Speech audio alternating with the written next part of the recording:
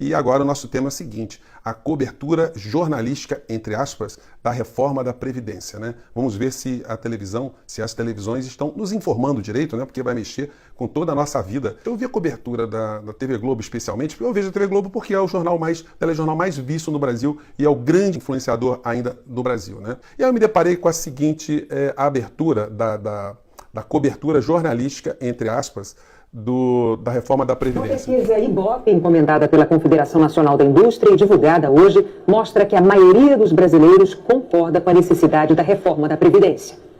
Vocês prestaram atenção? A maioria do povo brasileiro concorda com a reforma da Previdência, né?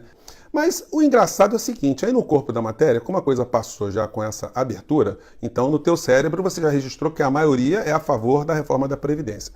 Porém, quando eles apresentam o próprio gráfico das pessoas que estão se envolvendo com a reforma da Previdência, com essa temática, você chega aqui a esse número aqui, que só 6% das pessoas é que tem amplo conhecimento sobre a proposta de reforma da Previdência. E eu desafio você, meu amigo, no seu ambiente de trabalho, aonde você estiver, se você juntar 10 pessoas e você encontrar uma que conheça amplamente a reforma da Previdência, olha, pode pagar uma empada e um chopinho para esse cara, porque ele merece. É um cara que está bem antenado. Então, a abertura da matéria, ela já foi absolutamente tendenciosa. A maior parte das pessoas, elas não conhecem chonga sobre a reforma da Previdência, né? E aí eu chamo a atenção para alguns outros aspectos nessa cobertura, gente. 40 anos atrás, nós tínhamos 14 contribuintes por idoso. Hoje nós temos 7 contribuintes por idoso. E quando os filhos e netos dos presentes aqui pensarem em se aposentar, de acordo com a demografia, serão 2,3 jovens para cada idoso. Uma característica aí da propaganda da reforma da Previdência que o ministro Paulo Guedes usa com muita eficiência é colocar números espetaculosos. Ele está fazendo a projeção para o ano de 2060. Em 2060, gente, todos os números são espetaculosos, né? Quando ele fala assim, não, nós vamos economizar tantos trilhões em 30 anos. É sempre números espetaculosos justamente para reforçar uma ideia positiva que a reforma da Previdência ela vai mudar números gigantescos, né? E a matéria é longa. Aí o interessante é o seguinte, o Jornal Nacional, ele foi passando o tempo todo gráficos que não estão na fala do ministro Guedes. E depois apresenta também, ao longo da matéria, a apresentação lá em PowerPoint lá do ministro Marinho, né, do deputado, e mais gráfico, e vai falando, Zileide Silva, e toma matéria, e estamos falando da Previdência. Seguinte, não aparece, gente, isso é um negócio incrível. Se você fosse dono de uma televisão e a tua equipe chegasse com esse tipo de cobertura jornalística, entre aspas, eu duvido que você ia manter a equipe. Sabe por quê? Porque não houve o contraditório. Não houve nenhuma pessoa, nenhum deputado, nenhuma fala na matéria que aponte alguma crítica à fala do ministro Guedes, à proposta da reforma da Previdência e por aí vai. Mas como o nosso canal aqui é um canal curioso, eu peguei aqui uma fala da deputada Jandira Fegali. Mas eu acho que a fala dela é uma fala que funcionaria muito bem no telejornal para poder fazer um contraponto e você tirar suas próprias conclusões. Como você que viu o Jornal Nacional, você não viu essa fala da deputada Jandira Fegali, eu vou colocar aqui alguns pontos aqui da fala dela para você tirar suas próprias conclusões. Vamos lá, fala, deputada. Primeiro-ministro, acho que os representantes aqui do povo brasileiro e da população brasileira precisariam, no mínimo, ficarem chocados com o que viram e ouviram hoje aqui na apresentação da equipe do governo. Se não há desconhecimento e não há má-fé, nós precisaríamos interpretar a apresentação do governo como um projeto claro de eliminação da Previdência Pública brasileira. Porque, obviamente, decretar que esse sistema está falido é uma decretação de quem ou não conhece o sistema, não conhece o histórico da Previdência Social brasileira e a construção que se fez na Constituição, ou de fato aponta para um projeto claro, aliás, está escrito na lâmina da capitalização, que é um modelo alternativo ao atual modelo brasileiro. Se ele é alternativo, ele substitui o modelo de seguridade pelo modelo de capitalização.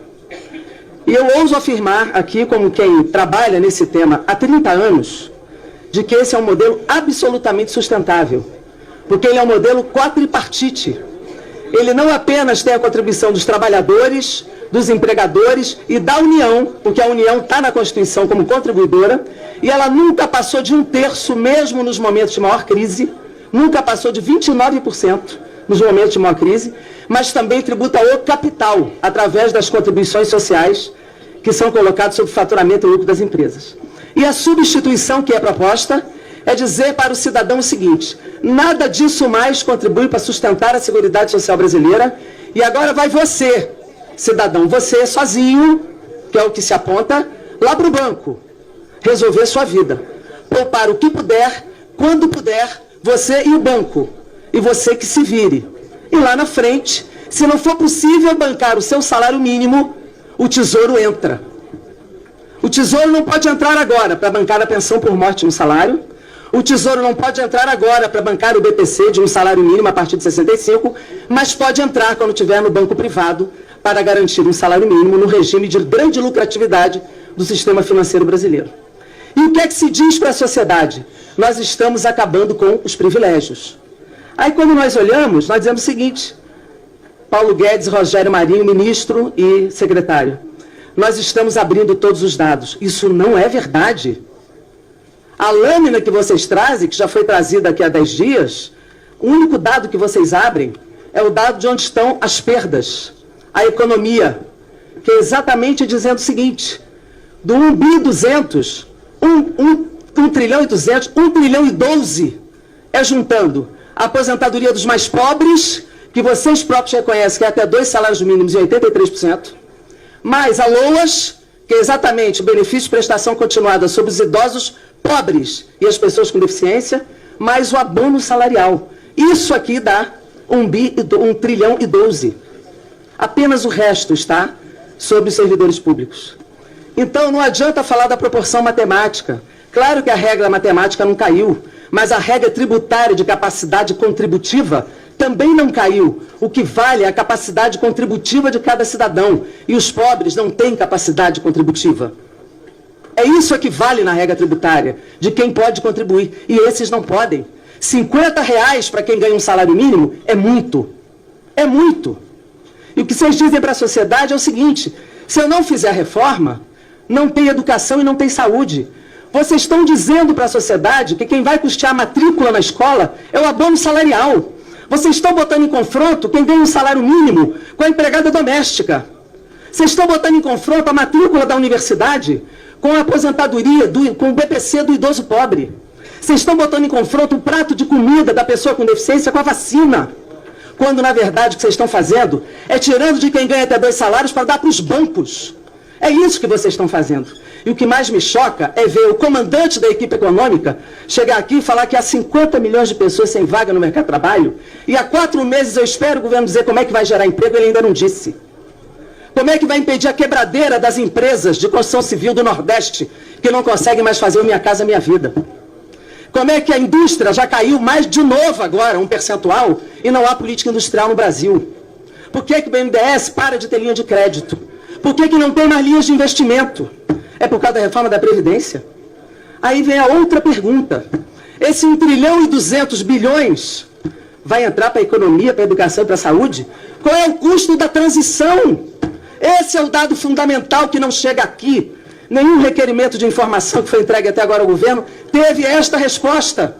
O custo da transição de um modelo para o outro vai comer muito mais em 10 anos do que 1 trilhão e 200 bi.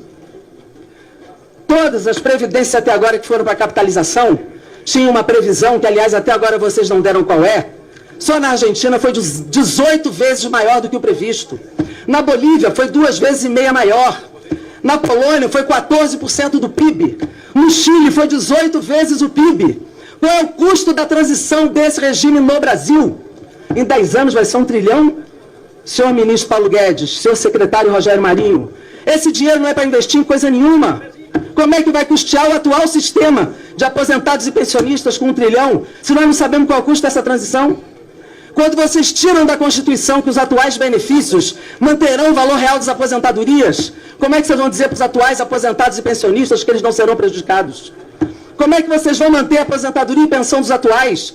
Se o déficit vai aumentar, quem vai bancar? É o atual Tesouro? Vocês vão, na verdade, aumentar o déficit. Um déficit que hoje vocês falam que é 200 bilhões, é mentira! É mentira! Pegue todos os dados, o déficit hoje, ele existe, mas é de 54 bi, ministro. E nós podemos provar isto. Nós podemos provar isto. É uma mentira atrás da outra para a sociedade brasileira. Falem a verdade. Aliás, vocês disseram, no governo Michel Temer, e o deputado Rogério Marinho foi o relator, que a reforma trabalhista ia gerar emprego. Olha aí quantos empregos gerou. Vai ver lá a fila do Anhangabaú, as filas no Rio de Janeiro. Cadê os empregos da reforma trabalhista? Até a bagagem ia diminuir o preço das passagens. Estamos vendo aí o preço das passagens onde está. Não há, é uma mentira atrás da outra. Falem a verdade para a sociedade brasileira. Digam assim, olha, nós vamos fazer a reforma porque nós queremos privatizar a Previdência. Ponto. É verdade. Aí nós vamos debater em cima da verdade. Mas mentir não dá. Que isso aqui é para salvar a economia. Qual é a proposta? Quer salvar a economia? Vamos fazer a reforma tributária, nós topamos. Vamos fazer lucros e dividendos, vamos fazer imposto sobre grande fortuna, vamos fazer reforma tributária de verdade. Parem de gerar chantagem sobre os governadores. Vamos fazer a pauta federativa. Eu acho também que tem que ajudar os estados, deputado Samuel. Mas vamos fazer a pauta federativa. Tem Lei Candir, tem um monte de coisa para fazer, vamos fazer. Agora, botar os governadores reféns dessa pauta? Não é verdade, não podemos fazer isso. Dizer que vai salvar a universidade se fizer a reforma da Previdência. Se fizer a reforma da Previdência, não tem nenhum impacto esse ano. Está cortando 30% das universidades brasileiras, dizendo que vai salvar. Se fizer essa reforma, não tem impacto esse ano.